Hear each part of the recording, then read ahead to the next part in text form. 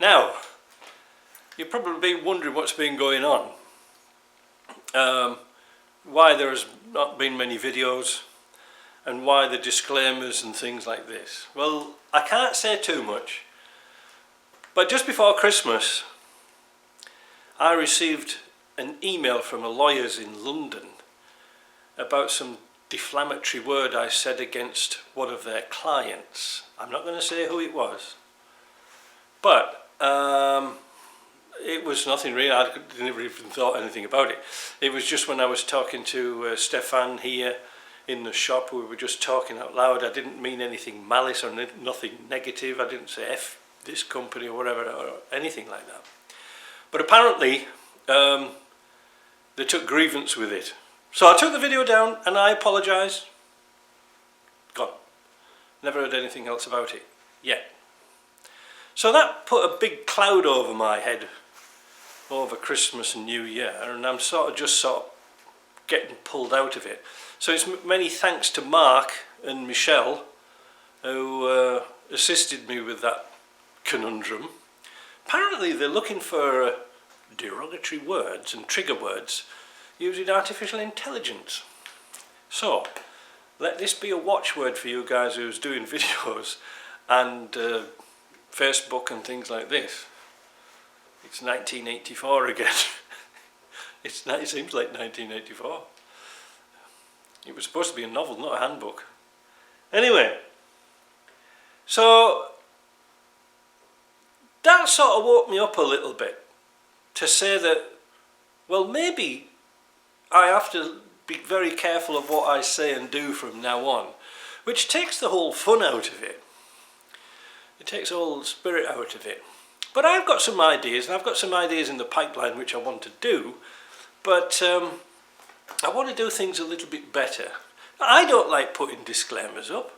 I don't even like putting like, click and subscribe on the videos, which I'll come to later, and you'll perhaps understand what that means. But anyway, yeah, YouTube's a funny place now. You're sort of walking on eggshells to know what to put. So what I did was, over the holidays, I did a bit of pruning on my channel. It's not because I feel guilty about anything like that, but a lot of stuff was sort of out of date and pretty irrelevant. Say, for example, the Sunday sort-outs. I took all those down because they're not relevant anymore. Now, if you don't forget, I've still got your stuff in my living room. If you've bought stuff and put them in boxes, I've still got them. I'm going to do another one shortly when I get organised a bit, but you can't swing a bloody cat in here at the moment. I've got our old friend the Range Rover back over here, and still the seats are here, which I'll explain about that later. Yeah, so I've got a few irons in the fire, but what I did was I took down sort of certain videos that could maybe land me into trouble, because I know that you're a good mechanic and I know you're all good with your hands and your tools and your head and things like this, but there's always going to be some numpty somewhere who will sort of fit a boost ring or a boost pin or a boost ring and say, oh, look at all that power I've got. Look at all that power. I've been following this video, I've got all this power. Oh, I'll tell you what, there's another video up there, tuning my pump up. I can add more fuel to it and I can change the timing, I can change this. And they advance the timing on the pump. Oh, look at this. Oh, if it goes this good, what happens if I advance it even more? And they advance it even more, and then they throw a rod through the side of the block. And they're looking for somebody to blame. Rather like Prince Harry. That's topical, isn't it? So, I don't want to get involved in that. So, videos concerning like boost rings, tuning and things like this, apart from, you know, setting up your injector pump, they've gone off YouTube. They are available on Utreon, which I'll put a link to down below. And Utreon, should I say? It sounds like uterus, doesn't it? But it's got a better categorization of subjects, and all my videos are there. I've never taken anything down from there. But some, like I said, there's people watching old videos, and well, they're not actually sat there watching them. They're using artificial intelligence to go through videos and find out these keywords, if you see what I mean. So just be careful. So, but it also made me realise that a lot of the old stuff I was doing, like 4.5 years ago, has not been getting much traction some of the videos only got like 200 views. So I thought to myself, that moment is gone. I can't redo that. But what I realised was, in the beginning I was using a lot of different cameras and cell phones and things like that to do videos, and the sound wasn't all that good. So what I thought about is this. While it's kind of quiet at the moment, I've just bought myself a microphone and headset thing, and I'm currently editing some videos down that maybe went on for about 8 or 12 episodes, cram them down into maybe 2 or 3 20 minutes of a particular project and just do a voiceover. Because I realise when I do things live like this, that when I play back I think, oh shit, I wish I'd said that. I wish I'd explained it differently. So now this gives me a choice. And another thing I've noticed about pruning the site down a little bit, well, people are finding all the videos, like the YouTube algorithm is putting some of my videos into your playlist or watch list or whatever it's called. And especially at the end of the video, instead of having stuff that was, like from 6 months ago, now it's going back to some quite old ones, which is nice really, because I like those old videos. It was very simple. So that was that. Now, I'm going to tell you something now about YouTube that might interest you, I don't know, might do. How much do you earn off a YouTube video? I have the paper, because this will be interesting for you. So, my last video I did on the Series 3 gearbox, part 3, I did it in 3 parts. But the last video, when I printed this sheet of paper out a couple of days ago, had 2,365 views. So how much did it earn? $9.02 Canadian. Now if you divide $9.02 by 2,365, you get 0.0038 cents per view. Now, to make that a little bit easier, to get 1 Canadian penny or 1 Canadian cent, I'd have to have 3 views. It isn't much, is it? It's not much at all. I didn't like monetarising my channel. I had no intentions of doing it, and it's not a bitch about money or anything like that. It's just that you don't realise at the time. You think, oh, monetisation's good, I'll get paid for all the time I put and effort I put into these. But unless you're getting sort of over 1 million views, forget it. Yeah, that's pretty bad, isn't it? And considering that out of that $9.02, Alphabet, the Google company, or whatever it is, who's the owners, have already taken 40% of that, my earnings, and then they give me $9.02 left. Out of that, I have to pay $6% United States income tax, even though I'm not in the United States and I can't claim it back, to do with some overseas entertainment scam they've got. And then, because I'm a business, and you can see it's all Britannica Restorations Limited, I put this through my business as an income because I'm not doing work on the cars. The government of Canada takes about 25–30%. So it's, you don't do it for the money. However, that said, here's another one. About 4.5 years ago, 4.5 years ago, I did a video on a Defender and stating, what to look for when you're buying a Defender. Now that took off quite well, and it ended up with 274,017 views, which isn't too bad. Well, it's not too bad. Over 4.5 years, it's not too bad.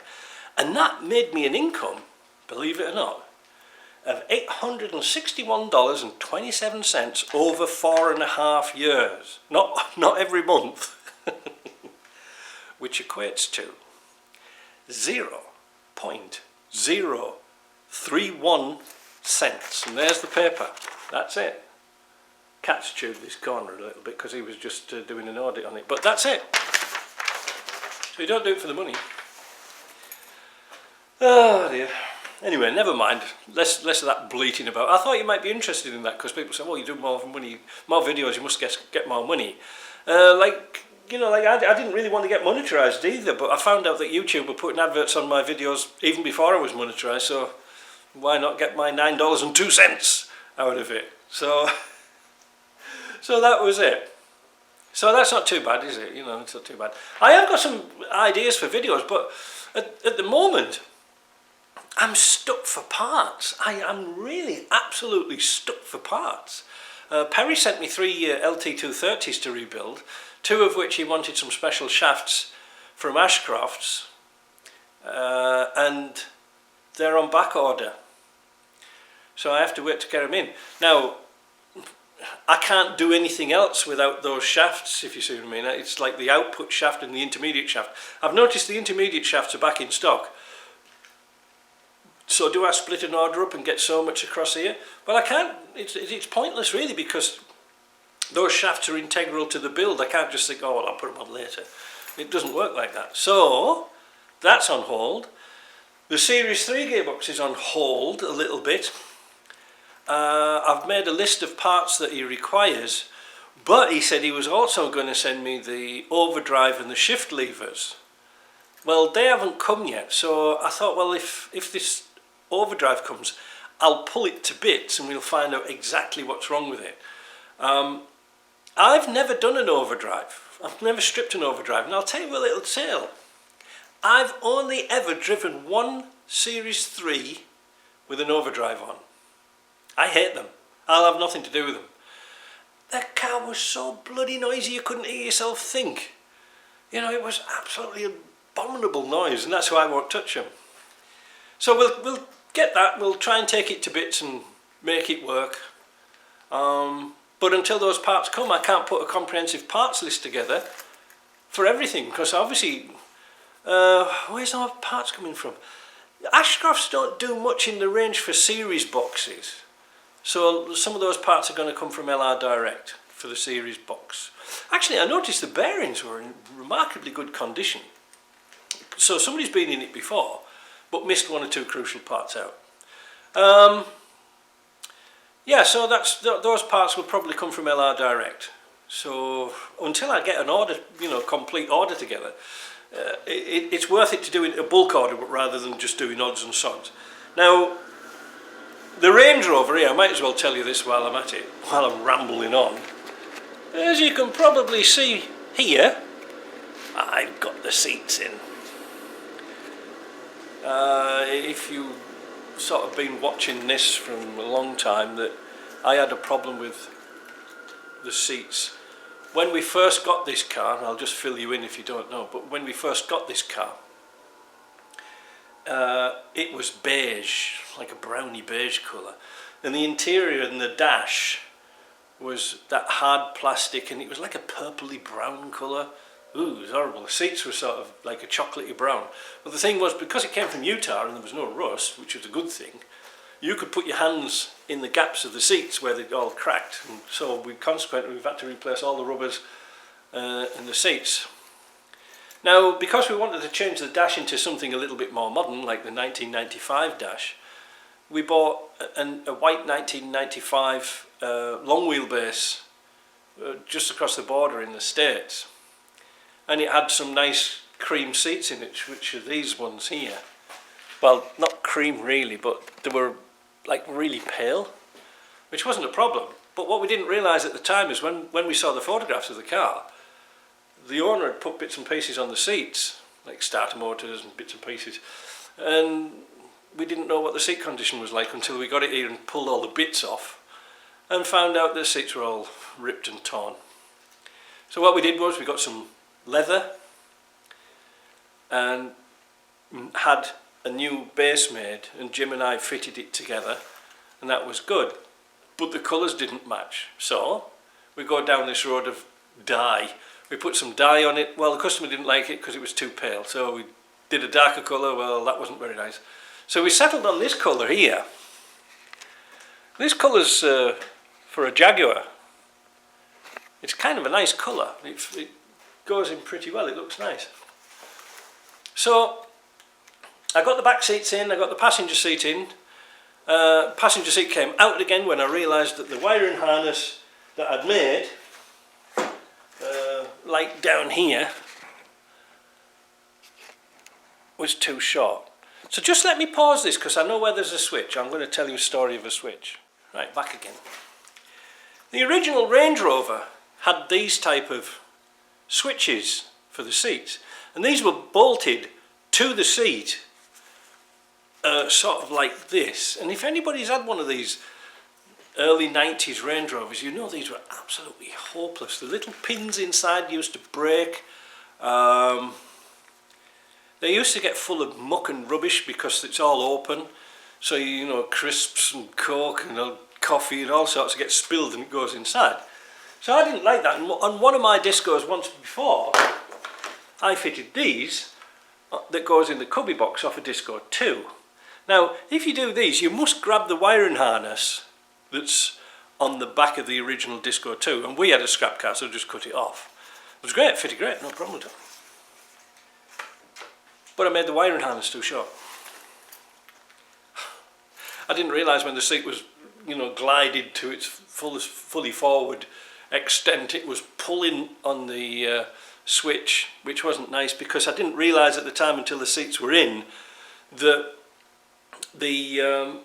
I had to route the wires around a different place where I thought. So I put another 18 inches in the harness, and that seemed to have taken care of that. So this seat here is the driver's seat.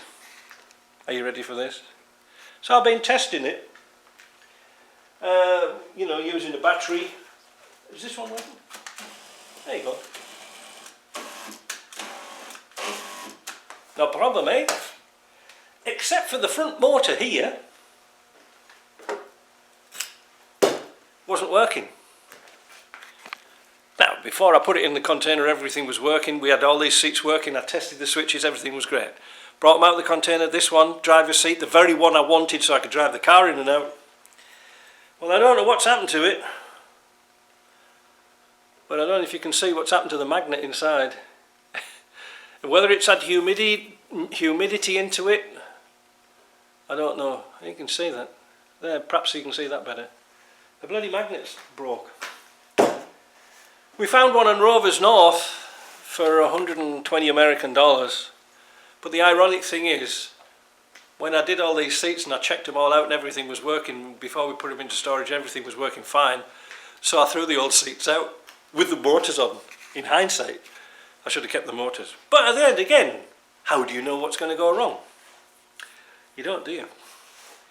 So I don't know. That's what we're up to. Oh, I know got something else to show you. This cheered me up momentarily.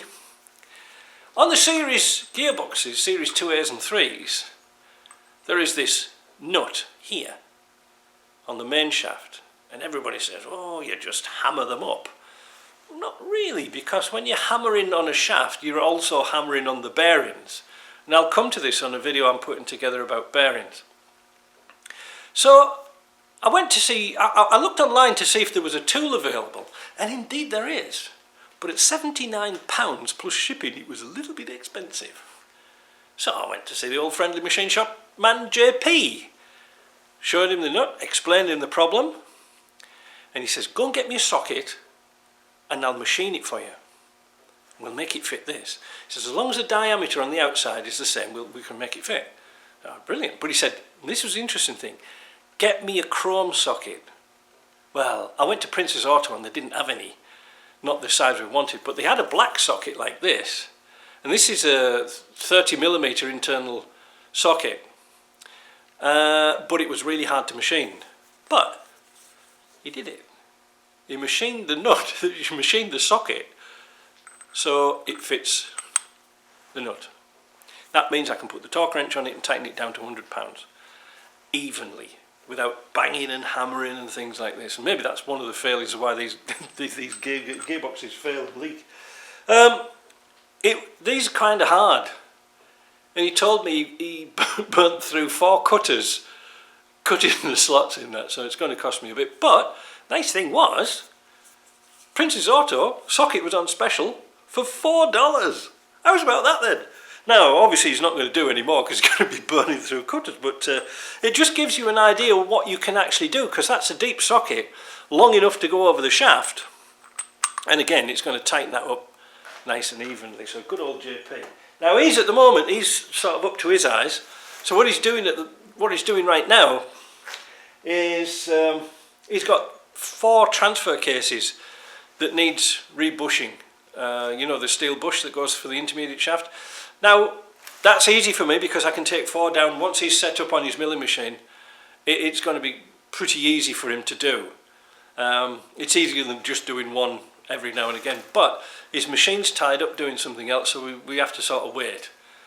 But we've realised with these transfer cases, if you don't put the steel bush in, you're wasting your time. You can put an O-ring in it and it'll last about 6 months and then it'll leak again. Because you can't always feel inside that aperture, the hole where the O-ring sits, what it actually feels like. So we've just decided just to make a few bushes and put those in. So we're just waiting for that. So everything's sort of on hold. Series 1. James got the seal for me and he put it in the post. This was just before Christmas, and it's just arrived in Toronto. Mississauga. It's arrived in Mississauga near Toronto. So we're hoping to get that very shortly, and then I'll take this Range Rover out because I don't know when the motor's going to come, and bring the Series 1 in and get started on that. Pull the engine out. That shouldn't take too long to do. I want to sandblast and paint the engine and tidy it up and put it back in. Change a lot of gaskets whilst I'm at it. So there's a few things to look forward to. It's not all doom and gloom, but yeah, that's it. That's what we're waiting for. So that's that. I've got some other ideas that I'd like to do, but again, as you can see, I have no room. That's all my wood for winter, and that's against the side of the boiler. I've got the table here with the seats on. I've got this much room between me and the Range Rover, so I can't really take anything else on. Downstairs in the bottom end of the shop, it's full of bloody gearboxes in plastic boxes. I hope I can put them all back together again. But that's it, we're stuck. So like I say, I've got some videos to do. But like I say, I'm just going to take it easy. I'm going to go through some of my videos. So if you don't see me for a little while, well, that's the reason. Once we get some parts in, we'll steam in. Take care out there and be careful of hurty words.